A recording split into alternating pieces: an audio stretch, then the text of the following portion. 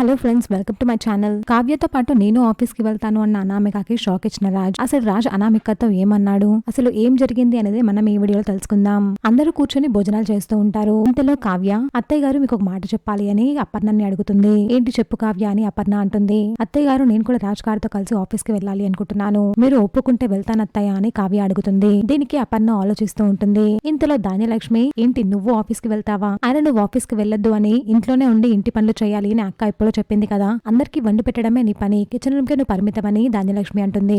దీనికి కావ్య బాధపడుతూ ఉంటే మరోవైపు అపర్ణ చాలా సీరియస్ అవుతుంది. ఏంటి ధాన్యలక్ష్మి, నా కోడలు ఇంటి పనులు చేయాలా, మీకు అందరికి వండి పెట్టాలా, తనేమైనా పని మనిషా, నా కోడలు తను ఆఫీస్ కి వెళ్తుంది, కావ్య రేపటి నుంచి నువ్వు కూడా రాజుతో కలిసి ఆఫీస్ కి వెళ్ళు అని అపర్ణ అంటుంది. దీనికి కావ్య చాలా హ్యాపీగా ఫీల్ అవుతుంది. ఇంకా అనామికని రుద్రాన్ని రెచ్చగొడుతుంది. కావ్య ఆఫీస్ కి వెళ్తే ఇంటి పనులు వంట పనులు అంతా నువ్వే చేయాల్సి వస్తుంది అని రెచ్చగొడుతుంది. ఇంకా తర్వాత రాజ్ కావ్య ఆఫీస్ కి వెళ్తూ ఉంటే నేను కూడా మీతో వస్తాను అని అనామిక అంటుంది. దీనికి రాజ్, మేమేమైనా బయటికి వెళ్తున్నామా, మాతో రావడానికి, వెళ్తుంది ఆఫీస్ కి అని చెప్తాడు.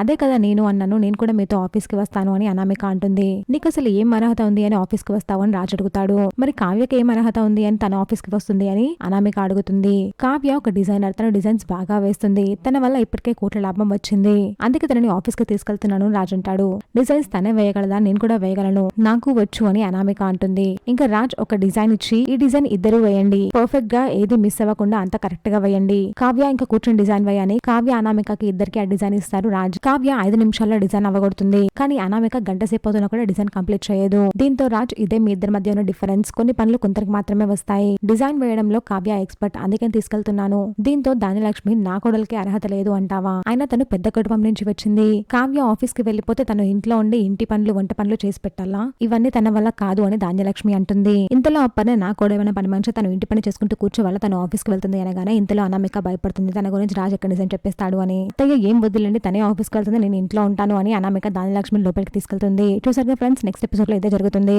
ఇలాంటి జెన్యూన్ అండ్ రెగ్యులర్ అప్డేట్స్ కోసం మా ఛానల్ ని సబ్స్క్రైబ్ చేసుకోండి.